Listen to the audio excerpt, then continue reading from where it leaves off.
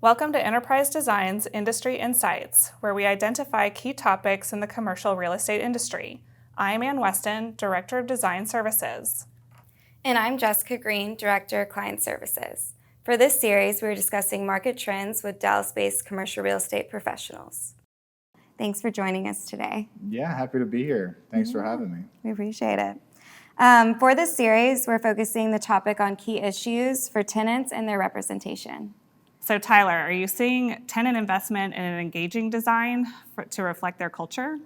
Yeah, definitely. I think it's all client specific ultimately. Are they more cost conscious or are they wanting to invest? And most of the groups that we interact with are keen to the idea of engaging an architect on the front end to help out. And that's just figuring out everything from their space layout, how can we be efficient, but these are those certain design elements and aesthetics that we want to see to produce collaboration, enhance productivity, and be conscious of what they have as far as branding goes. So we do definitely see that.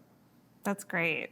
Yeah, we're really excited to be partnering with a lot of the people in the industry on that front end. We think it's very beneficial because we do have a lot of experience and research on what's happening and what works and what doesn't. And some of these things, have been long-term. So, global companies have already been doing hoteling for quite a long time. They have headquarters and hubs in different locations so that they can kind of focus their real estate. But as, the smaller companies are getting into hoteling or kind of figuring out exactly how they want to come back into the office, we're definitely happy to help and really guide the client on what works best for them. Yeah, I think that's one of the main questions that we get right now as we come out of COVID and we're entering into this new workforce. What does that look like? What does the design look like? How are flexibility is key for everybody that we're talking to. I think that flexible model to some extent is going to be here to stay, and how do we navigate what that looks like going forward. So probably the main question that we get. And so it's good for us to, as we meet with so many different companies and executives, talking to them about what's your strategy, what are you guys seeing, what has worked, and then trying to guide how we can to make their businesses most productive. Right. It's really fun seeing all the ideas out there and kind of the forward thinking in this industry, especially it had to kickstart it pretty quickly. And so in navigating what is the best, and every company is different, but it's kind of fun seeing like I said, all these different ideas and kind of enhancing different spaces to make it kind of that fun work-life balance atmosphere. Sure. So, I'd be interested if you guys, what's the most out of the box thing that you guys have seen, or some feedback that you've gotten from groups that they want to try and implement and see if it works. Yeah. I was like, are we talking about in the office or are we talking about in the buildings? Or do you want both? There's so much that's happening. Definitely if the client is looking to have everyone come back to the office and they want everyone interfacing, it doesn't have to be on a daily basis, but if they want everyone back in the office at one time, you do really need to have a spot for each employee. And that doesn't need to be, a workstation or an office or a desk, but, having those areas for collaboration that double as, workspace where people can plug in, they can get work done, the office hub essentially in the office, the break room that doubles as collaboration space or additional workspace. We've seen a bunch of just kind of booths so you can have kind of a semi-private meeting or, a few people eat lunch. Fun coffee stations, kind of like wine bar stations, things like that. Yeah. In the building itself, golf simulators are huge right now. They're fun. Gyms are insane. What they're kind of doing with these fitness centers and buildings. They're making it the focal point kind of the building sometimes when you walk in, or these huge amenities that they're having in there. Just trying to add in all of those elements into it. Creating that convenience and that walkability for not only the tenants, but everyone that kind of comes in, that, they don't have to get in their car to drive somewhere and, grab lunch. They can do something pretty conveniently that's walkable or they can order something. DoorDash, obviously has been booming lately, bringing in office lunch, and just creating that culture. If you don't already have a culture that's kind of defined, using the space to kind of help you develop that culture and create, really a fear of missing out and, a desire to be in the office and interfacing with everyone. I'm a big FOMO Yeah, I was guy. going to say FOMO. I got to love be it. doing what everybody else is doing. Yeah, exactly. No, I think that's probably one of the most significant investments that we've seen from companies is going bigger with their break room. Making it, it's not just some galley kitchen that's tucked away in the corner. They want it predominantly in the middle of the space and a little bit larger so that it can act as kind of like a space for a town hall if they need a big congregation of employees, or you also have your private booth so they can just plug in and work. They're not chained to their workstation. So we've seen a big investment in that. Yeah. Well, kind of touching on convenience, the next question is, with an emphasis on convenience, where do you foresee the most change in capital improvements for office buildings? Yeah, so I think what landlords have been doing and have been doing a really good job about is transitioning more into what I'd call like a hospitality feel. So it's a lot more like, instead of just sleek, stark, cold feeling, it's a lot more warmer tones and really just trying to make at least the common areas of the place feel more vibrant, more lively, more benches for people that they can just have lobby activity and people touching down in the lobby, and a place for like employees to come down and just sit or go grab coffee. And so I think that's been the biggest thing that I think a lot of landlords here in Dallas have executed really well on. Absolutely. Yeah. Lighting is definitely key too in all these buildings. Some just change of it too can really just, and colors as well, change the whole dynamic. Yeah. Of Definitely the update to LED, as, code kind of changes and, the energy code, adapts a lot of the things coming out from LEED. Everyone is going a lot more, energy efficient, and updating to LEDs, just creates an opportunity to bring a lot more light into a space and, facilitating a lot of the natural light into the space, kind of penetrating all the way through rather than, closed offices or dark spaces, on the perimeter. Allowing that to go all the way through kind of helps with that warmth aspect and kind of just an enjoyability in the office. If you have an outdoor space or, access to daylight, you're gonna like the space a lot more and want to go in there. Yeah, natural light is huge. Every time we get a space plan back, we as a tenant rep broker, we're always like, let's put some glass here, on the conference room or just on glass front for the offices so that more employees, unless it's an inset office, but if it's an exterior office, let's throw some glass up, even if it's just a side light or something, so that people can get more natural light. I mean, there's so much, data that supports that is very beneficial for everyone's morale. Yeah. Very important. Absolutely. Yeah, we mentioned this a little bit earlier in something previously, but the corporate office or the building of the 80s is no longer valid. And, everything is changing so exponentially. I think that we were going to get to this point in time eventually, but COVID and the pandemic really just kind of expedited our path here where, you are wanting to make sure that people have the flexibility to be in the office and out of the office, that tenants have the flexibility to grow or reduce or, move into another space.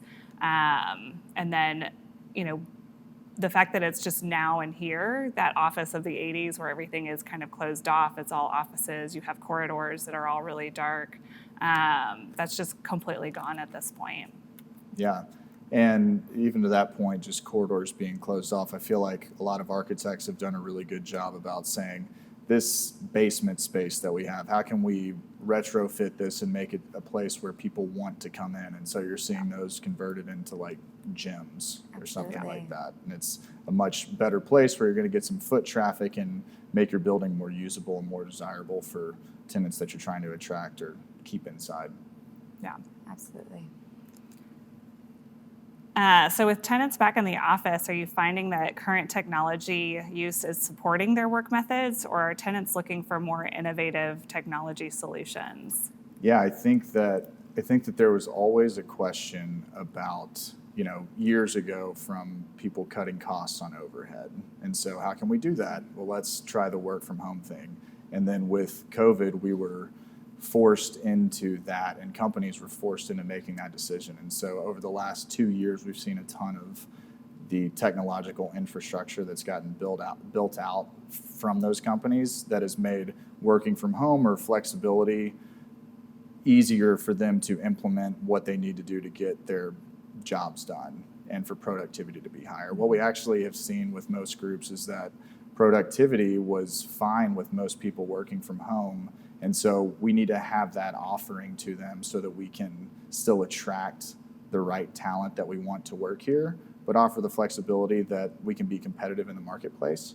But we still want them to come back into the office sometimes so that we can have that collaboration, build our culture.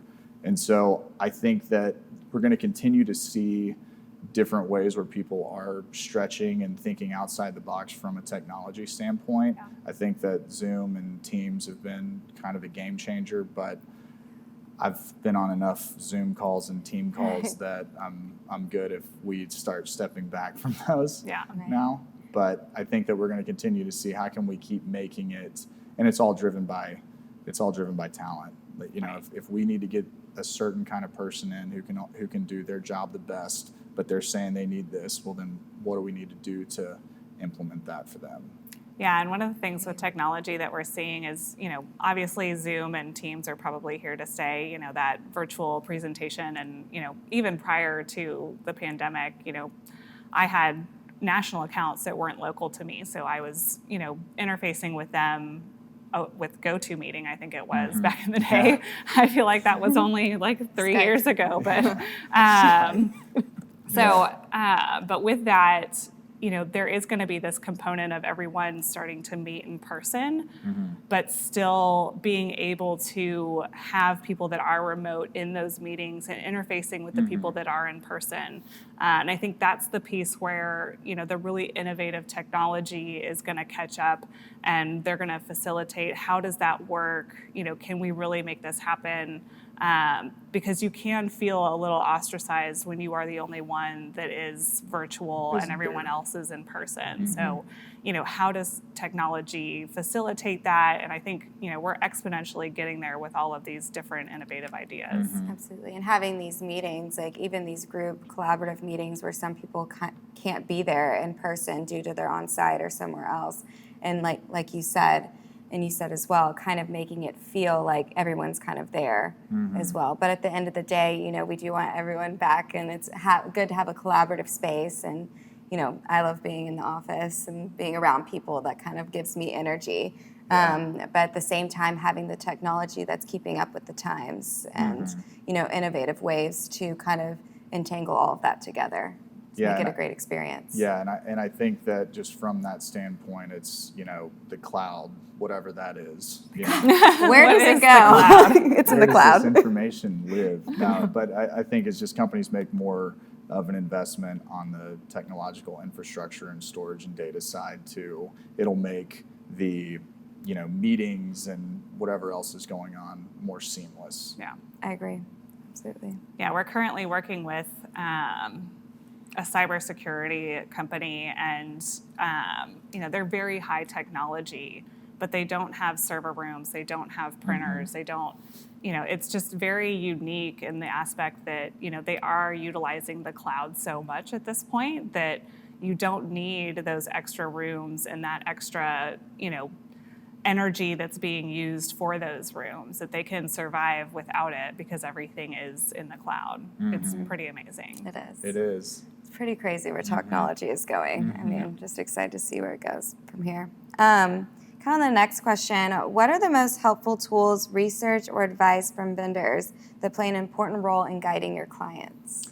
Yeah, I think from a vendor standpoint, my biggest thing is just please be timely. Just help us out from a turnaround standpoint. If we need a space plan, or we need furniture plan, or we need something. Right. But then inside of that, actually going and meeting with groups over lunches or happy hours or whatever it is, and just hearing best practices. Oh, you guys need to see this. You need something with head down space. We just implemented this cool little wall or something that still gives whatever it is, natural light, but it's still quiet enough for head down space. And so I think just keeping the dialogue and communication open with vendors and hearing about what's the new next best thing is always really helpful for us. And then from you guys, just, oh, hey, we just did this with these guys, this design feature, they really liked it, this is why it's beneficial for them, you should think about this. And then we can relay that information over to our groups as we're helping them brainstorm about what does their space look like. I love that you said that, like getting together and talking about it, because a lot of times, like, I agree, marketing materials, sending it to you in research, continue to do that, but actually getting in person and kind of talking about it, because so many different things come up. You know, have you heard about this, or this is what we've seen, and it just like kind of gets the flow of the conversation going, you know, more, because you at that time you don't know what client you're dealing with, and maybe it's something that just came out that could be helpful to your client. And most of the time you're not even thinking about that until you're interacting with somebody, and then, Absolutely. oh, actually we have this. Have you seen this before? Oh yeah, we did this. And we're all about getting together Love it. at HLC. HLC. Yeah, we definitely love the collaboration. Our industry is very collaborative, and we really do appreciate it when, you know, all of our partners in the industry collaborate with us, because that's how you come up with new ideas, innovative ideas, and just accelerate the industry and, you know, best facilitate all of our tenants and everyone getting back into the office, which I think is key at this point. You know, we want everybody back. We know that it's headed that way, and we know that that's where everybody needs to be. But a lot of it is, you know, getting the people that are coming out of school on board with it, because they've been working from home this whole time. And, you know, how do we facilitate, you know, the young people being on board with getting back into the office? So It's $1 million question. it is the $1 million question. Yeah, we're not the decision makers in the C-suite, so. Yeah. I know what I wanted to be doing. Back in. Everybody. I think it's just good overall. Yeah. You know. So are existing tenants keeping their current space, or do you see a reduction or an increase in square footage? Yeah, I would say it's a mixed bag. I think it all depends on how their business has performed over the last few years, right? And then we generally try and help forecast, what does your 3-year plan look like? For the most part, I would say that, you know, healthy companies, it's not a downsize, it's more of a right size. And by right size, I mean their square footage doesn't necessarily change so much, but they need to have touchdown places for companies or for employees that are flexible, but they don't want to sacrifice what their space looks like, and they need to have a reason for them to come back in. So where you might lose a few offices or a few workstations, you make up for it by a larger break room or by more on-site amenities, so that they have a reason to come in, whether it's, you know, free pizza Tuesdays or, you know, happy All the hour incentives. every third Thursday or whatever. And so you need to have larger spaces for people to come back in. Well, I know with you, we've talked quite a bit about subleases and, you know, the transactions and, you know, just the flexibility in there. You know, are you still seeing tenants doing subleases of their current spaces, or do you think that people are starting to take that square footage back? We're still actively picking up subleases. We actually just came to terms on one today, which is great. But yeah, there's still definitely a demand for, you know, and again, this company our client is doing extremely well, but they have outsourced a lot of their employee base, and so they just don't need the, you know, overhead that they originally had. Great. Awesome. Well, last question here. We might have some for you after that. No, I'm just kidding. What do you see tenants requesting the most from a building? You've heard the buzzwords flight to quality. I think that's a big thing. I think that, and by that, not necessarily just the aesthetics of a building, but on-site amenities. You know, we joke a lot that a gym or common area tenant conference or mailroom, shoe shine. Do they actually use it? I don't know. Most of the time you'd probably say no, but it's good to have those. But I think that from what we've heard a lot of is just outdoor space. So that's the Huge. biggest thing that we've heard over and over again over the last 2 years is, does this place have any kind of communal area outside where we can work, go on a walk, eat our lunch if we want to, or have some events? So a lot of patios, a lot of different places where people can hang out outside. Absolutely, because it, kind of gives you a break from like being, even though like these offices and what you're seeing in buildings are so beautiful and like what they're doing with them, it is nice to kind of step outside and like be able to sit or take like a 5-minute break out there or walk around depending on the location of the building. And so that's nice to see. And we've definitely seen a transition to more of the campus feel, in downtown, at least the convenience where, if you've got kind of a group of buildings together that do have a lot of things that, are similar to amenities or, food and beverage or, different things that create that convenience, that location will definitely be more desirable over one that, you have to get in the car and drive somewhere to do something. And, I think a lot of larger companies, have set up those campus feels because that's what they can do, and they are bringing all their employees to a hub. But I think, smaller companies want that. They see that and they want that. So they want to move into a building that has that feel to it, just to give their employees that same amenity, that same attraction to work for them if they're a small company versus a larger one. Yeah, and so it's, making lobbies more hospitable, more places for just natural foot traffic and collaboration. So that's like adding a nice coffee shop or something that generally drives a ton of activity. And then the investment in the gym and then the outdoor spaces. Yeah. Those are the three bigger things that I would say we're seeing a lot of. We all love our coffee too. We do. Yeah. Yeah, Definitely. and we have a lot of buildings that are, trying to figure out what's that next best thing. Like, what's going to set them apart? Are Right. there different amenities that nobody's done before that'll set me apart?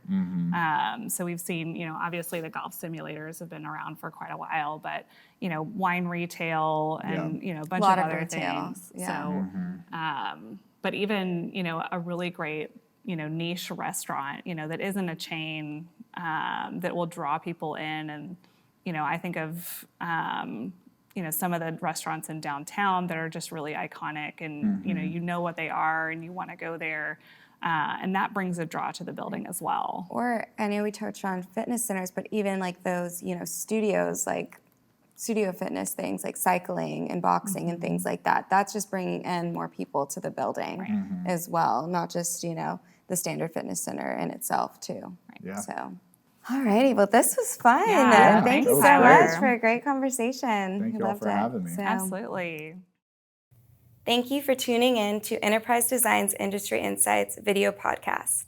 Please follow us and subscribe to our channel or visit us on our website at enterprisedesign.com. And look for our teaser video highlighting the next episode. We look forward to seeing you then.